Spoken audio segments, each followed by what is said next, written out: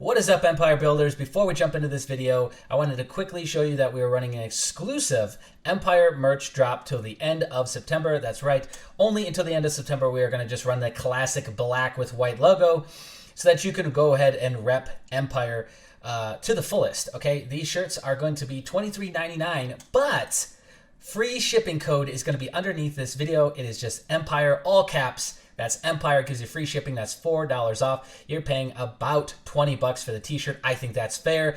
Most other merch and Teespring gigs are not that cheap. They're usually $24 to $35.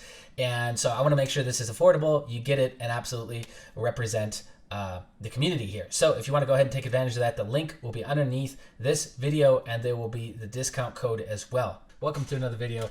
It is about time we talk about Trump's tweets and how they are affecting markets or not affecting markets. Okay, so we're going to talk about this Vol-Fifi index, which is a play on some incoherent message that Trump tweeted out at like just after midnight a year ago that said, in spite of negative Cove Fifi or something like that. Anyways, JP Morgan came up with this bot that would analyze the over 14,000 tweets from President Trump and weigh it against stock market performance and how it is affecting the stock market, which I think is huge because this is absolutely an indicator. Just like I've got the Warren Buffett indicator and rich elite people's indicators, President Trump and him using Twitter as the town square absolutely has been affecting markets. But it would appear that in fact that is starting to lose its sizzle. Now, if we go back in time, the number one thing that he by far talks about and mentions in 2019 has been China. All right, which we'll get into in just a second. But you can see here that we see U.S. tariffs will rise. Great meeting with President Xi.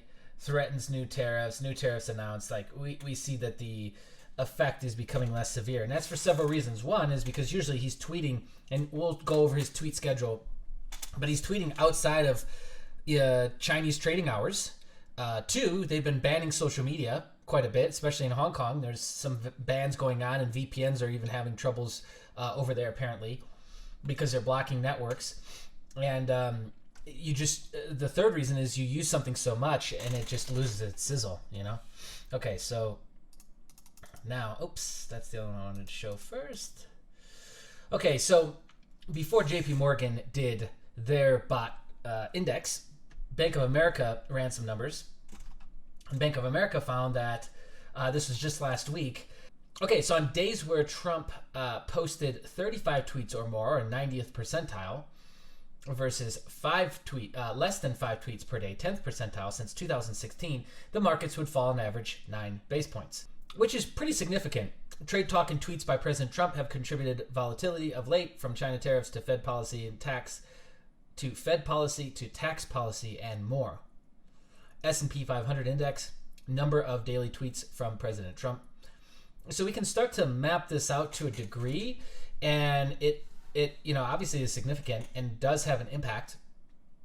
I just don't know how consistent that will be moving forward. Well, it is cool statistical data and historical data up until this point. I don't know how this will continue to behave. This was a really big spike. October of 2016, the amount of tweets. How was the tweet action around the government shutdown? Was that December 18? Oh, we don't even have anything there. It'd be roughly in here. Yeah. Oh, duh, right here. December through January. A low amount of tweets and a high amount of volatility and dump. So that's interesting. So 35 tweets or more. Number of daily tweets by Trump. Okay, so what is this number here? Oh, there we go. Okay, so we had 80, 85, 90. Looks like almost 90 on that day in 2016. So yeah, that does correlate absolutely to that big drop back during the government shutdown. Interesting. Hey, okay, so let's get into the rest of this here. Okay, introducing the Vol-Fifi index, quantifying the impact of presidential tweets on rate volatility. President has produced more than 10,000 tweets since taking office. I've heard 10,000 or 14,000, so which is it here, guys? You decide. Since taking office at a pace that is accelerated in recent months, the subject of these tweets has increasingly turned toward market-moving topics, most prominently trade and monetary policy. And we find strong evidence that tweets have increasingly moved U.S. rates markets immediately after publication. Which, to be fair, there's only 146 of the tweets that have moved the market. Okay, so ranking by word and frequency. So ranking words by how frequently they appear in market-moving tweets versus the account's broader corpus reveals. China, billion, products, Democrats, great dollars, tariffs, country. Mueller border, president. That's interesting. He's mentioned Mueller that many times.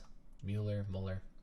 Market-moving tweets, which we define as those immediately followed by a substantial move in Treasury yields, have increased in dramatic fashion as of late, coincident with a spike in volume. Like I said, there's about 146 of these in total. Tweets followed by 0.5 base point plus move, 3 months to 10-year implied volume. Interesting. Okay. And in recent months, such market-moving tweets have seen fewer favorable responses, like likes and retweets from the president's followers compared to others. Other remarks. Ratio of the average number of likes to retweets for market-moving versus non-market-moving retweets unitless. Yeah, I'd say they've gone down substantial, wouldn't you? Wow. We had peak Trump tweeting in Q1 of 2019. Well, Q2 of 2018, but I'm talking this year. Interesting. We're at peak Trump tweeting. That's a mouthful. The president's Twitter activity has increased substantially through 2019, though a substantial fraction of this rise has been driven by a higher propensity to retweet other users. 1 month average. So we're at this, we're almost at 25, excluding retweets. We're way down below 15. So he's retweeting 10 plus people per day. That's interesting. 10 plus retweets per day.